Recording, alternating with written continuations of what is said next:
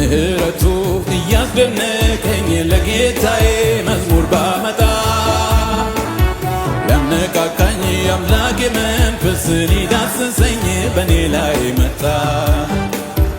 እዚያ አይደርስም ዋጋም የለውም በሰዎች አፍ የተባለን ሰው አይገርምም ወይ በቸርነቱ ለሱ ክብር ጌታ ሲያነሳው ምህረቱ እያስደነቀኝ ለጌታዬ መዝሙር ባመጣ ያነቃቃኝ አምላኬ መንፈስ ሊዳስሰኝ በኔ ላይ መጣ።